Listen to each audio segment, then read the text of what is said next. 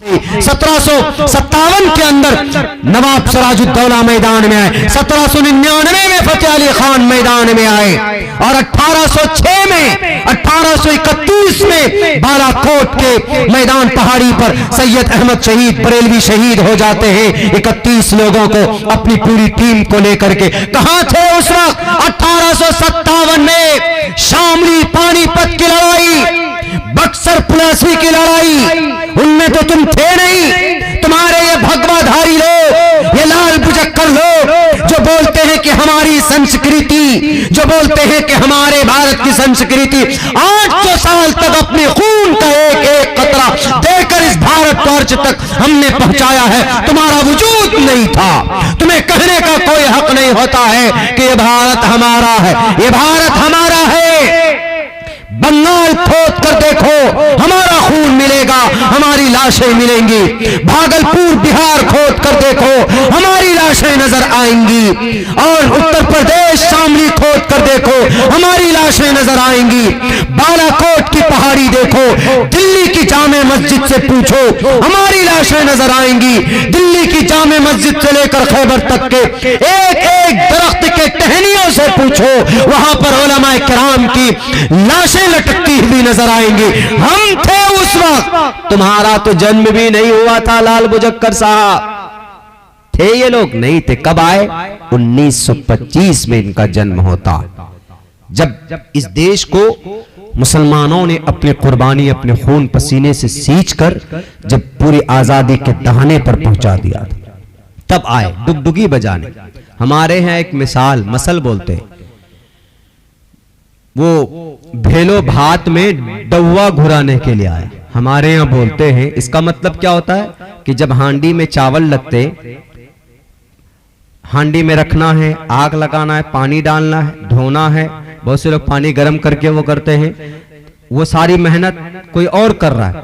जब चावल हो जाता, भात जब पक जाता है, तब आकर बाद में वो घुमाते हैं, वो चम्मच लेकर के। अब क्या भाई, पहले से कहां सो रहे थे तुम? इसका वही मतलब है, जब सब कुछ हो गया तो बाद में आ गए। वो कहते हैं ना कि बाद में आकर के बस वो चीखने के लिए, हाँ हमारा है, हमारा है। और जब जरूरत पड़ी थी तो यही थे ना, कुरान वाले थे ना, हाथ में कुरान, एक हाथ में तलवार लेकर थे ना। मदरसे में जो उलमा कुरान की तालीम देते थे अपने बच्चों को, ऐलान लगती थी, निकलो मैदान में, अंग्रेज के खिलाफ लड़ना है। बच्चों को लेकर, छोटे बच्चे हैं, एक हाथ में कुरान, एक हाथ में तलवार। कुरान ताक में रखा, बच्चों को उठाया। बच्चों को उठाकर क्या करना? छोटे छोटे बच्चे, तलवार तो है, ढाल नहीं, तो बच्चे को उठाकर ढाल का काम लिया। तब जाकर अंग्रेज से लड़े। तुम्हारे पास कोई तर्क नहीं है कहने के लिए कि हमारा भारत, हमारा भारत है, हमारा कलमा पढ़ने वालों का भारत ज्यादा है। क्यों? जिहाद का फतवा इन्होंने दिया अंग्रेज के खिलाफ। और आज भी अल्हम्दुलिल्लाह मैं कहीं पर भी बात करता हूं तो संविधान, जितनी मैं कुरान पढ़ता हूं, अहादीस पढ़ता हूं, उतने वेदात को भी पढ़ता हूं, उतने भारत के संविधान को भी पढ़ता हूं। We believe in Indian constitution, क्योंकि हमारा भारत का धर्म है। भारत का धर्म क्या है? पूरे भारत का संविधान। भारत का धर्म हिंदू मुस्लिम नहीं है। हिंदू मुस्लिम तो यहाँ के अलग अलग बिरादरी के लोग हैं, अलग अलग मजहब के लोग हैं, लेकिन इन्हीं को देखकर सामने रखकर जब कानून बन रहा था भारत का, तो उस वक्त में अब मसला ये आया कि मस्जिद रहे या मंदिर रहे, सूरह फातिहा पढ़ा जाए नमाज में कि या गायत्री मंत्र पढ़ा जाए। क्यों? क्योंकि वो भी गायत्री मंत्र है। सूरह फातिहा, ला सलात इल्ला बिफातिहातिल किताब, उसके बगैर नमाज नहीं होगी जी। अब उधर हिंदू भाइयों का ब्रह्मा सूत्र है, गायत्री मंत्र, ओम भूर्भुवः स्वः तत्सवितुर्वरेण्यं भर्गो दिशि दिवस्य धीमहि धियो यो न प्रचोदयात्। अब क्या किया जाए? कलमा पढ़ा जाए, ला इलाहा इल्लल्लाह के ब्रह्मा सूत्र पढ़ा जाए, कम्म ब्रह्म द्वितीयो नास्ति नेहना नास्ति किंचन, या मूल मंत्र पढ़ा जाए, सिखों का एक ओंकारा सतनाम करता विरुत नरवु नरवीर अकाल मूरत अजवनी से भुंगुर प्रसादी। या फिर क्रिश्चियनों का वो अपना बाइबल के वो लाइन पढ़े जाए, there is no god, non god but one god and the last prophet Muhammad सल्लल्लाहु अलैहि वसल्लम। क्या पढ़ा जाए? कंफ्यूज हो गए बहुत। तो वहां पर एक ऐसा आर्टिकल लाया गया, एक ऐसी लाइन दी गई कि हर मजहब को, मुसलमान है तो सूरह फातिहा पढ़े, उसको आजादी दी गई। हिंदू है तो गायत्री मंत्र पढ़े, क्रिश्चियन है तो वो बाइबल के लाइंस पढ़े, सिख है तो गुरु नानक के मुताबिक वो अपने मूल मंत्र पढ़े। हर किसी को आजादी दी गई। अब आकर कह रहे कि नहीं, यूनिफॉर्म सिविल कोड होना चाहिए। Uniform civil code, dress code का मतलब सबका इस भारत में एक ही कानून होना चाहिए। यानी मुसलमान न जुम्मे की नमाज पढ़ेंगे, मुसलमान निकाह में जब निकाह पढ़ाते हैं तो जो पढ़ते हैं जो सिस्टम है वो भी नहीं करेंगे। अब मुसलमान जब निकाह पढ़ता है तो जनाब उसका अलग तरीका होता है, अबिल तो कबिल तो कराते हैं। अब हिंदू भाइया वो फेरे लगाते, ओम भूर्भुवः स्वाहा, ओम मंगलम स्वाहा, ओम कुरुकुरु स्वाहा, स्वाहा स्वाहा होता है उनका, अग्नि को साक्षी मानकर। और जो क्रिश्चियन है वो अलग तरीके से अपने शादी को वो करते हैं। लेकिन जो लोग बोलते हैं कि यूनिफॉर्म सिविल कोड होना चाहिए, यानी सबका एक मजहब होना चाहिए, तो भैया शादी ब्याह किसके मजहब के तहत होना चाहिए?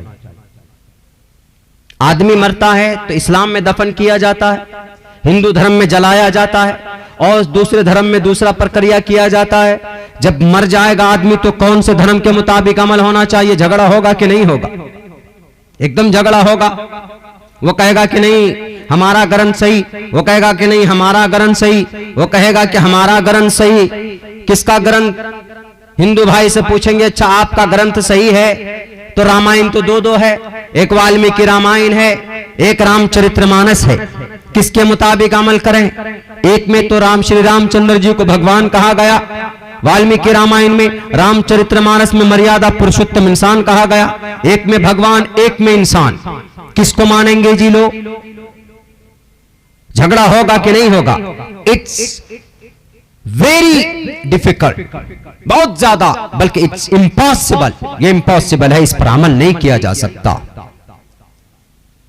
इसीलिए कहा गया डॉक्टर भीमराव अंबेडकर बेवकूफ नहीं थे। जब संविधान लिखने की बात आई ना, संविधान लिखने की, तो जवाहरलाल नेहरू को भेजा गया वहां। पंडित जवाहरलाल नेहरू को कहा इंग्लैंड जाइए, वहां से किसी प्रोफेसर को लाइए। क्यों? संविधान लिखना है, संविधान लिखना है। तो वहां के यूनिवर्सिटी में, लंदन की यूनिवर्सिटी के जो जिम्मेदार थे, उन्होंने कहा कि क्यों आए डॉक्टर साहब यहाँ पे, पंडित जवाहरलाल नेहरू जी क्यों आए यहाँ पे? उन्होंने कहा कि हमको संविधान लिखने वाला चाहिए, विद्वान चाहिए। कहा कि विद्वान?